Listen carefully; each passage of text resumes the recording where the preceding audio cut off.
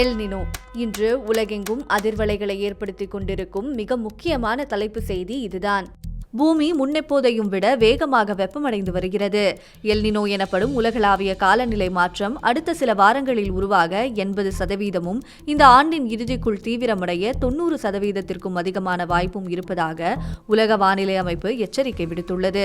பொதுவாக கணிக்க முடியாத இயற்கை மாற்றங்களை கொண்ட காலநிலை அறிவியல் இவ்வளவு துல்லியமான எல் நினோ பற்றி முன்கூட்டியே எச்சரிப்பது மிக மிக அரிதான ஒன்று.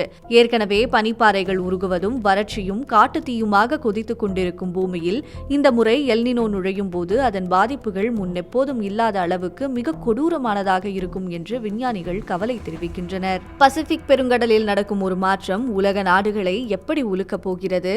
இந்த காணொலியில் விரிவாக பார்க்கலாம். பசிபிக் பெருங்கடலின் நடுப்பகுதியில் உள்ள கடல் நீர் வழக்கத்திற்கு மாறாக பயங்கரமாக வெப்பமடைவதையே நாம் எல் நினோ என்கிறோம். இது 2 முதல் 7 ஆண்டுகளுக்கு ஒரு முறை இயற்கையாகவே நடக்கும் ஒரு நிகழ்வுதான். மேற்கு பசிபிக் பகுதியில் வீசும் காற்று திடீரென பலவீனமடையும் போது இந்த மாற்றம் தொடங்குகிறது. காற்று பலவீனமாவதால் கடல் நீர் வெப்பமடைகிறது. கடல் நீர் வெப்பமடைவதால் காற்று இன்னும் பலவீனமடைகிறது. இப்படி ஒரு சங்கிலி தொடர் எதிர்வினையாக மாறி அடுத்த சில மாதங்களில் பசிபிக் பெருங்கடலின் பெரும் பகுதி கொதிக்கும் நிலைக்கு தள்ளப்படுகிறது. உதாரணத்திற்கு அமெரிக்க நாட்டின் பரப்பளவிற்கு சமமான கடல் பகுதி இப்படி வெப்பமடையும் போது அதிலிருந்து வெளியேறும் பிரம்மாண்டமான வெப்பம் உலகெங்கும் உள்ள ஒட்டுமொத்த வளிமண்டல சுழற்சியையும் தலைகீழாக புரட்டி போட்டுவிடும்.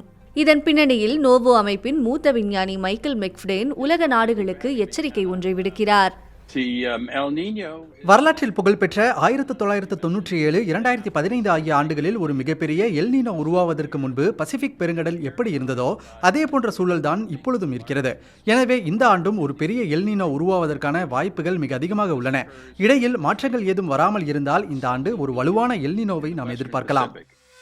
பசிபிக் பெருங்கடலில் நடக்கும் ஒரு மாற்றம் உலகெங்கும் உள்ள வானிலையை எப்படி தலைகீழாக மாற்றுகிறது?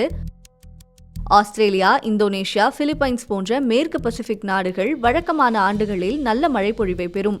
ஆனால் எல் நினோ காலத்தில் இந்த வெப்பமான கடல் நீர் கிழக்கு நோக்கி நகர்வதால் மேற்கு பசிபிக் நாடுகள் கடும் வறட்சியை சந்திக்க உள்ளன. அதே நேரத்தில் பசிபிக் தீவுகளுக்கும் தென் அமெரிக்காவின் மேற்கு கடற்கரைக்கும் யாரும் எதிர்பாராத வகையில் பேய் மழையை கொண்டு வரும். குறிப்பாக எல் நினோவின் தாக்கம் பசிபிக் நாடுகளோடு மட்டும் நின்று விடுவதில்லை. எல் நினோ எவ்வளவு தீவிரமடைகிறதோ அவ்வளவு தூரம் அதன் பாதிப்புகள் தீவிரமடைகின்றன. இந்தியா உள்ளிட்ட தெற்காசிய நாடுகள், கிழக்கு ஆசியா, அமெரிக்கா போன்ற உலக நாடுகள் எதுவுமே இதிலிருந்து தப்ப முடியாது. 40 ஆண்டுகளுக்கு முந்தைய காலத்தை விட இன்று உலகம் மிகவும் வெப்பமாக உள்ளது. வெப்பமான காற்றால் அதிக ஈரப்பதத்தை தக்க வைத்துக் கொள்ள முடியும் என்பதால் இயற்கை நிகழ்வுகளின் பாதிப்புகள் பல மடங்கு அதிகரித்து வருகின்றன.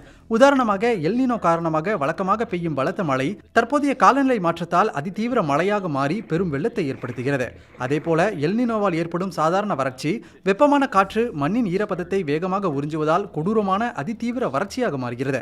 சுருக்கமாக சொல்ல வேண்டுமென்றால் புவி வெப்பமயமாதல் எல் நினோவின் கொடூரத்தை பல மடங்கு அதிகப்படுத்துகிறது. ஐநா பொதுச் செயலாளர் அந்தோனியோ குட்டேரஸ் எச்சரிப்பது போலவே எல் நினோ என்பது எரியும் நெருப்பில் ஊற்றப்படும் எண்ணெய் போன்றதுதான். புதைப்படிவ எரிபொருட்களை பயன்படுத்துவதை நிறுத்துவதும் புதுப்பிக்கத்தக்க ஆற்றலை நோக்கி நகர்வதும் மட்டுமே இதற்கான ஒரே தீர்வு. இருப்பினும் இந்த அச்சுறுத்தல்களுக்கு மத்தியிலும் நமக்கு ஒரு மிகப்பெரிய ஆறுதலாக உலகெங்கிலும் நமது வானிலை தொழில்நுட்பம் வளர்ந்திருக்கிறது.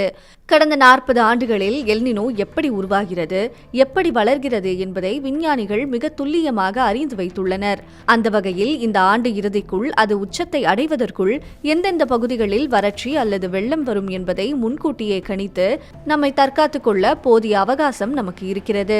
எல் நினோ போன்ற இயற்கையின் சீற்றங்களை நம்மால் முற்றிலும் தடுத்து நிறுத்திவிட முடியாது. ஆனால் அறிவியல் பூர்வமான அறிவோடும் சரியான திட்டமிடலோடும் உலக நாடுகள் களம் இறங்கினால் எந்த ஒரு பேரழிவிலிருந்தும் மனித இனம் தன்னை தற்காத்துக் கொள்ள முடியும்.